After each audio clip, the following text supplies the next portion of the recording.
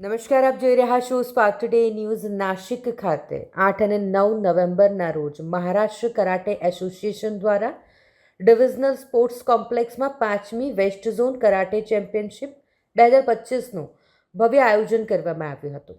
આ સ્પર્ધામાં ગુજરાત, મહારાષ્ટ્ર, મધ્યપ્રદેશ, છત્તીસગઢ, રાજસ્થાન, દીવ દમણ, ગોવા અને દાદરા નગર હવેલી સહિત વેસ્ટ ઝોનના રાજ્યોમાંથી 1000થી વધુ શ્રેષ્ઠ ખેલાડીઓએ ભાગ લીધો હતો.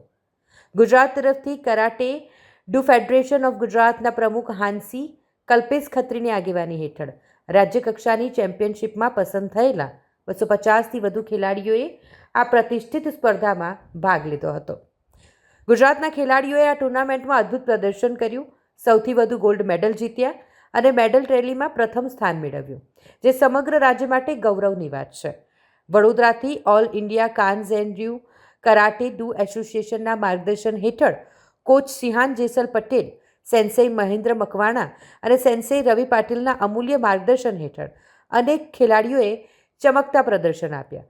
જેમાં ખાસ પ્રદર્શન આપનાર ખેલાડીઓ વિશે વાત કરીએ તો જૈનિલ જોગલેકર, જેને ગોલ્ડ મેડલ મળ્યો, કાર્તિક થયાલ, જેને પણ ગોલ્ડ મેડલ હાંસલ કર્યો, પાર્થરાજસિંહ જાડેજા, અદ્રિકા ચંદ્રા અને યશવી પટેલ. પાર્થરાજને ગોલ્ડ મેડલ, અદ્રિકાને ગોલ્ડ મેડલ અને યશવી પટેલે સિલ્વર મેડલ હાંસલ કર્યો. આ તમામ ખેલાડીઓએ માત્ર ગુજરાત જ નહીં પરંતુ દેશનું ગૌરવ વધાર્યું છે.